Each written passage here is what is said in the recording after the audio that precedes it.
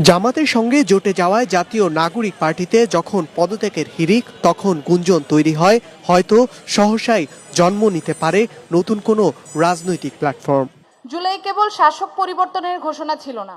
এমন বাস্তবতায় শুক্রবার বিকেলে কেন্দ্রীয় শহীদ মিনারে নতুন রাজনৈতিক প্ল্যাটফর্ম হিসেবে যাত্রা শুরু করল network for peoples action NPA. প্রাথমিকভাবে 101 সদস্যের সেন্ট্রাল কাউন্সিলের ঘোষণা করা হয়। কাউন্সিল মেম্বার হিসেবে দলটিতে আছেন আলোচিত ছাত্র ইউনিয়ন নেতা মেঘমল্লার বসু ও এনসিপি থেকে পদত্যাগ করা কেন্দ্রীয় নেতা অনিক রায়, সৈয়দ নীলিমা দোলা, অলিক নী।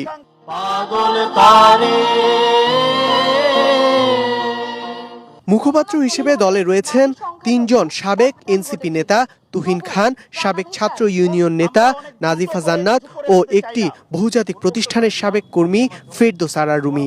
সর্বস্তরের গণতন্ত্র, সাম্য ও সমঅধিকার প্রতিষ্ঠা, সংবিধান সংস্কার, অর্থনৈতিক রূপান্তর, প্রাণ প্রকৃতি ও পরিবেশ সুরক্ষা ইত্যাদি উদ্দেশ্য নিয়ে কাজ করবে দলটি। ঘোষণাপত্র পাঠের মধ্য দিয়ে সেসব ভাবনা তুলে ধরেন 3 মুখপাত্র। বিগত 15 বছরের দেশে একটি লুটপাট নির্ভর অর্থনীতি ব্যবস্থা গড়ে তোলা হয়েছে।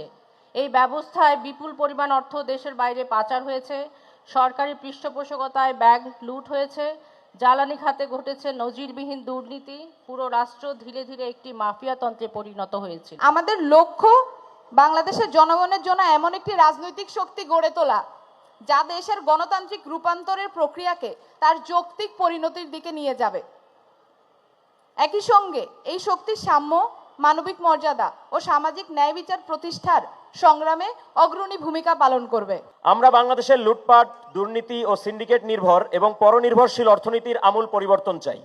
এর জায়গায় আমরা গড়ে তুলতে চাই একটি স্বনির্ভর, আত্মমর্যাদাশীল, উৎপাদনমুখী ও জনকল্যাণ ভিত্তিক অর্থনীতি।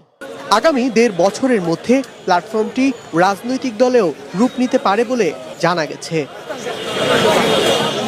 ধ্রুব ইকরামুল,